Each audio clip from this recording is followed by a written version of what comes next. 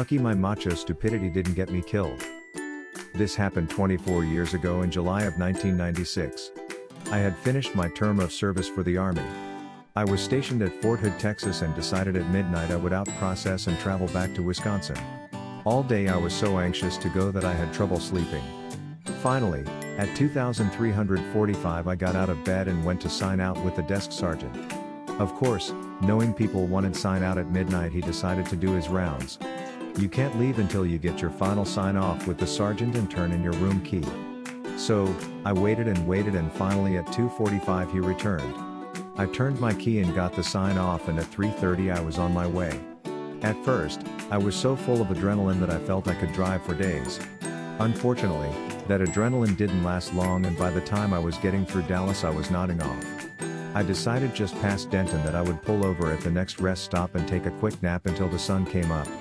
I could barely keep my eyes open when I came up to a stop. I pulled over and got out of my car to get some air, and throw something away and to get a look at my surroundings. There were only about 3 other cars and 2 semi-trucks there. It was a picnic stop and not a rest stop, so no restrooms. I threw my trash away and glanced at a poster of a few missing persons, but I really didn't pay any attention to it. I went back to my car, which was a basic Geo Metro. No radio, no power windows, no power locks.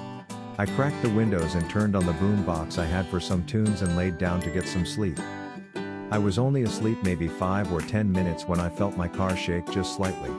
I cracked an eye open and looked. I didn't see anything, so I blew it off and went back to sleep. I then heard what sounded like my door handle being pulled and scratching on the door key. I then sat up quickly, but I didn't see anyone there. I looked at all the windows and didn't see anyone. So again, I shrugged it off as me being tired and laid back down and turned up the radio. Being a Texas night in July, it was hot, but I was so tired I just laid back down. Few more minutes later I heard the door handle again and car really shook. I sat up quickly and saw a man standing at the passenger side looking in. Even though it was hot and humid, he was wearing a red sweatshirt with the hood up and I couldn't see his face. Being young and dumb and just out of the military, I yelled at him, "What the fuck do you want?" He just stared at me so like an idiot. I got out of the car. Mind you, I am only 5 feet 6 inches, but I was pissed. He just walked off towards the picnic tables, like nothing happened. All the while I'm yelling at him that if he came back, I would take him out. I decided I would just drive on from there. I got back in and went on my way. Even though I was so upset, only about 10 miles down the road I was super tired again. Luckily about another 10 miles down I-35 there was another picnic stop. Not sure why North Texas doesn't have rest areas, but they don't. I pulled into the second picnic stop and backed into a spot just in case I needed to leave quickly. Not sure why, but there was only one other car there and no semi-trucks.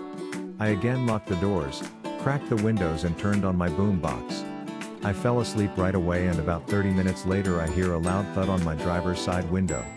I jumped up and looked around and no one was there. I got out of the car, which was very stupid, but I had my macho military attitude going. But no one was around. I assumed it was my nerves from the other stop. I got back into my car, locked the doors again and closed my eyes. This time I was too amped up to fall asleep. So, I laid there with my eyes closed. I felt that someone was looking at me and I opened my eyes and saw the guy standing there again with the red sweatshirt, hood up. I couldn't see his eyes, but I could see he was smiling at me. I popped up quick and tried to quickly open the door and bump him. Being a cheap Geo, since the doors were locked, it didn't open. He walked backwards still staring at me. By the time I got out he was about 30 feet away facing me. It was fairly dark, but as I looked him over, he looked really skinny but was about 6'2", maybe 6 feet 3 inches. But I still felt like I could take him with my military experience, lol. He was wearing the red hooded sweatshirt, blue jeans, and green tennis shoes. For some reason I thought the shoes looked odd. I could see something shine every now and then as he stood there staring at me. I believe it was a machete. I quickly reached into my back seat and grabbed my baseball bat and started yelling at him to come get some. Not sure why I said that. He started walking towards me and I took a few steps towards him. Not really thinking. As I got about 5 feet from my car and he was now about 15 feet from me, a yellow van pulled up really quick and parked just off to the side of my car. I finally realized what was really happening, and I saw 2 guys also wearing hooded sweatshirts in the van. Before they could get out, I ran back to my car. I had left the keys in the ignition. Since I had backed in, I was able to cut it hard right and peeled my car out of there. I was so lucky being a manual car I didn't stall the car because the other two guys were out of the van, and the first guy was just about at my car. I jumped back on the interstate and didn't stop until I was about 20 miles into Oklahoma. I stopped for gas and to use the restroom. In the restroom I noticed that same flyer I barely glanced at the first picnic stop. It was basically a flyer with several missing persons on it and warning people not to stop for long periods of time at the rest areas. It described a possible suspect as being possibly 6 foot, wearing blue jeans, green shoes and a red hooded sweatshirt.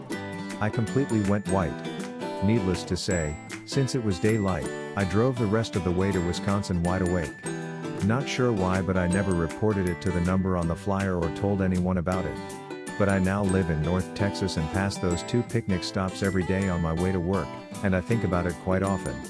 I wonder if they got anyone else, or if they caught them. I tried looking it up, but I don't find any stories about it on the internet. So creepy dudes in the sweatshirts in Texas in July. Let's not ever meet again.